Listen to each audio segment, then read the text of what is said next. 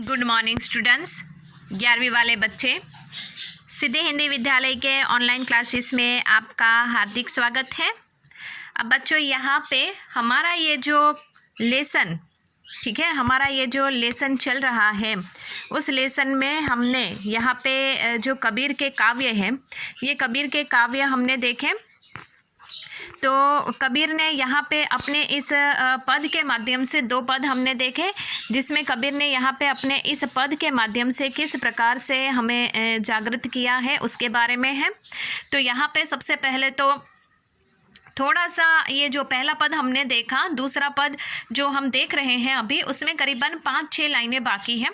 तो उसको समझने से पहले बच्चों, हम यहाँ पे जो दूसरे पद का जो सारांश है वो थोड़ा सा रिवीजन कर लेते हैं। तो यहाँ पे कबीर जो है वो कहते हैं कि मैंने संसार में बहुत सारे ऐसे लोगों को देखा है जिसकी बुद्धि भ्रष्ट हो गई है, अर्थात बोराना यानी पागल हो गए हैं। साच कहो तो मारन धावे झूठे जगपतियाना, अर्थात वो कहते हैं कि सच कहने से मार पड़ती है इस संसार में, और झूठ बोलने से विश्वास करते हैं वाहवाही होती है।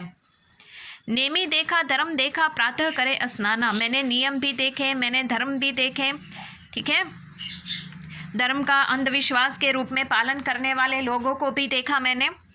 ऐसे लोग क्या करते हैं, सुबह में उठकर स्नाना यानी स्नान करते हैं।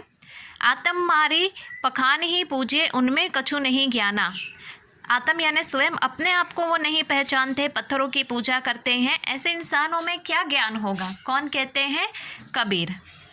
बहुत तक देखा पीर औलिया पढ़े किताबी कुराना, कबीर ने यहाँ पे कहा है कि मैंने बहुत सारे ऐसे पीर और धर्मगुरुओं को देखे हैं जो बड़ी बड़ी अपने धर्मों की किताब पढ़ते हैं। के मुरीद तदबीर बतावे उनमें उहे जो ज्ञाना, यहाँ पे उन्होंने बताया है कि मुरीद तदबीर, मुरीद यानी शिष्य, तदबीर यानी उपाय। ऐसे लोग जो हैं ये क्या करते हैं कि ऐसे लोग अपने शिष्य जो होते हैं उसको कोई ना कोई उपाय बताते हैं, लेकिन जब उनके ही पास कोई ज्ञान नहीं है, उनके पास कोई ज्ञान नहीं है, ऐसे इंसान दूसरों को, अपने शिष्य को क्या ज्ञान दे सकते हैं। आसन मारी डंब धरी बैठे मन में बहुत गुमाना, अर्थात कबीर ने यहाँ पे बताया है कि ये लोग क्या करते हैं, बड़े आसनों के ऊपर बैठकर जैसे दंभ करते हैं, दिखावा करते हैं, ढोंग करते हैं, और मन में बहुत अभिमान अर्थात गर्व करते हैं। पीपर पाथर पूजन लागे तीर्थ गर्व भुलाना, कबीर ने यहाँ पे कहा है कि ऐसे लोग क्या करते हैं, पीपल के पेड़ की पूजा करते हैं, पत्थरों की पूजा करते हैं, और अपने तीर्थों जाते हैं और बड़े बड़े गर्व अभिमान में जीते हैं। टोपी पहरे माला पहरे छाप तिलक अनुमाना, अर्थात कबीर ने यहाँ पे बताया है कि वो टोपी पहनते हैं, माला फेरते हैं, तिलक लगाते हैं, पता नहीं क्या किस प्रकार से वो लोगों को सिर्फ बाह्य आडंबर करके दिखाते हैं और झूठे अभिमान में जीते हैं। करीबन यहाँ तक हमने देखा था। अब बच्चों वहाँ से थोड़ा और आगे बढ़ते हैं। आपस में दो लरी लरी मुए मर्म न काहू जाना, मर्म यानी रहस्य, ठीक है। यहाँ पे कबीर ने कहा है कि दोनों आपस में क्या करते हैं, जो यहाँ पे हिंदू है वो राम को मानते हैं, जो मुसलमान है वो खुदा की बंदगी करते हैं। तो इस प्रकार से दोनों जो है वो आपस में लड़ी लड़ी यानी कि यहाँ पे झगड़े करते हैं और मर जाते हैं। लेकिन मर्म न काहू जाना, ईश्वर को समझने का जो रहस्य होता है, मर्म यानी रहस्य, वो सच्चा रहस्य वो जान नहीं पाते। घर घर मंत्र देत फिरत है महिमा के अभिमाना, ऐसे लोग क्या करते हैं, घर घर मंत्र यानी मंत्र देते फिरते हैं, उपदेश देते फिरते हैं, लेकिन झूठे महिमा अर्थात अभिमान में जीते हैं कि मेरे पास इतना सारा ज्ञान है। सब इंसान ऐसे नहीं होते हैं बच्चों, पहले ही बता दूं, लेकिन संसार में कुछ एक इंसान ऐसे होते हैं जो बाह्य मतलब आडंबर करते हैं, छल कपट करते हैं, झूठा दिखावा करते हैं, ईश्वर के प्रति इतना समर्पित हैं, हम ये करते हैं, लेकिन सब ऐसे नहीं होते। कुछ एक जो ऐसे हैं उनके बारे में कबीर ने यहाँ पे हमें बताया है, ठीक है। तो इसके साथ साथ यहाँ पे गुरु के सहित सीख्य सब बूढ़े अंतःकाल पछताना। गुरु के सहित सीख्य सब बूढ़े, अर्थात यहाँ पे कबीर ने कहा है कि ऐसे गुरु की शरण में जो शिष्य जाता है और उनसे जो शिक्षा प्राप्त करता है और अपने जीवन में उतारने का प्रयास करता है, अंत में ऐसे इंसानों को, अर्थात ऐसे जो पाखंड करने वाले, जो आडंबर करने वाले जो होते हैं, उनको क्या होता है, उनके जीवन में अंत में पछताना पड़ता है।